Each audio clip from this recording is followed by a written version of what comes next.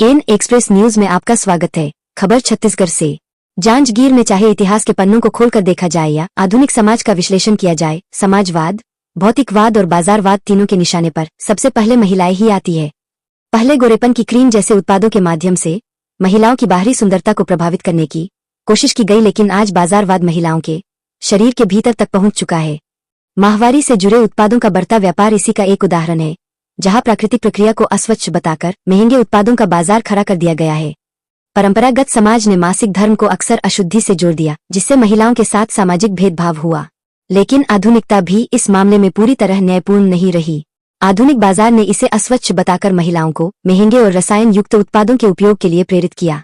Hygiene के नाम पर सैनिटरी नैपकिन और टेम्पोन का व्यापक प्रचार हुआ, जबकि यह भी सच है कि इनमें कई प्रकार के रसायन होते हैं जो महिलाओं के स्वास्थ्य और पर्यावरण दोनों के लिए चिंता का विषय बनते जा रहे हैं।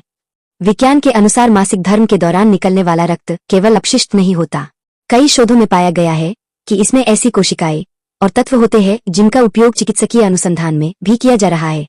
कुछ वैज्ञानिक अध्ययनों में यह भी उल्लेख मिलता है कि इसमें ऐसे सूक्ष्म तत्व होते हैं जो मिट्टी की उर्वरता बढ़ाने में सहायक हो सकते हैं।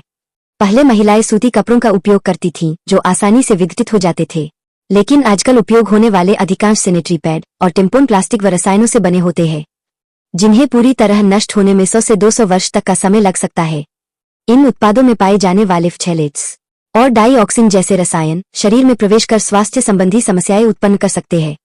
आज कई महिलाएं अनियमित मासिक चक्र, हार्मोनल असंतुलन और अन्य समस्याओं से जूझ रही है, जिन पर गंभीर चर्चा की आवश्यकता है।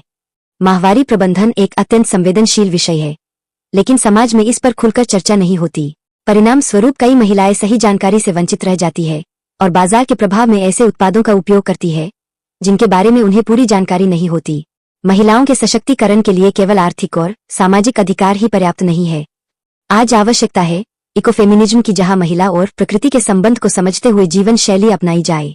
महिलाओं को चाहिए कि वे प्राकृतिक और पर्यावरण अनुकूल विकल्पों जैसे बायोडिग्रेडेबल पैड या सूती कपड़ों से बने नैपकिन का उपयोग करें।